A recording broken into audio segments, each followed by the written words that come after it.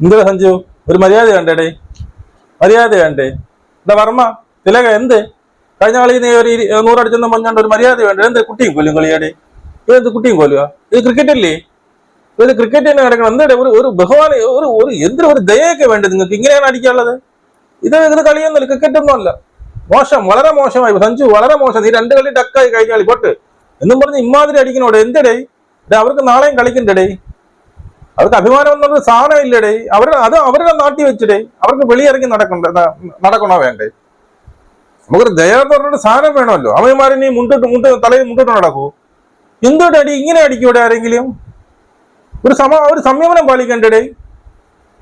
2 കളി ഡക്കായെന്ന് പറഞ്ഞുകൊണ്ട് ഉള്ള എല്ലാം കൂടി ഇന്നടിക്കാന്നാ? തിലക് വർമ്മ നീ കഴിഞ്ഞ കളി ഒരു സെഞ്ചുറി അടിച്ചേ ഉള്ളൂ, വീണ്ടും അടിക്കണ? അടിച്ചനെ അടിച്ച് എന്തോടെ അടി? നമ്മുടെ മോൻ കണ്ടാണോ നീയൊക്കെ?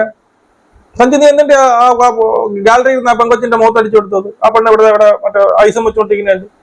വളരെ മോശമാണ്, സത്യം പറഞ്ഞാൽ വളരെ മോശം. ഇങ്ങനെയൊന്നും കളിക്കാൻ പാടില്ല, ഇങ്ങനെയൊന്നും ചെയ്യാനേ പാടില്ല. ഇത് ക്രിക്കറ്റ് ആണല്ല, കുട്ടിയും കോലം കളിയോ അല്ല, റബ്ബർ പന്ത് കളിയോ ഒന്നും അല്ലല്ലോ, 70s ഒന്നും അല്ലല്ലോ എടുത്തെറിഞ്ഞു കൊടുക്കാൻ. അല്ലല്ലോ, ഇതെന്താ ഇത്? എറിയണ അടിക്കണേ എന്തോടെ നിങ്ങള്?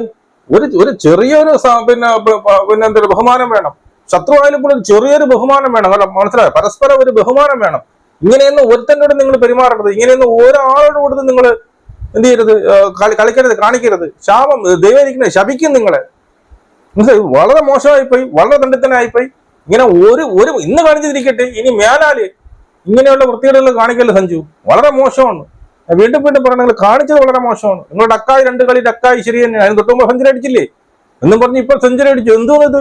ഒരു വിക്കറ്റും പോയിക്കൊണ്ട് നിങ്ങൾ ഇത്രയൊക്കെ റൺസ് അടിക്കാന്ന് വെച്ചാൽ തിലക് വർമ്മ എന്ത് ബാക്കിയുള്ളവർക്ക് ഒന്നും ബാറ്റ് ചെയ്യണ്ടേ? എനിക്കറിയാം, ഈ പറയുന്നത് സൂര്യകുമാർ കുറെ ദിവസം കൊണ്ട് ബാറ്റ് ചെയ്യില്ല, അവനൊന്ന് ബാറ്റിംഗ് കൊടുക്കണ്ടേ?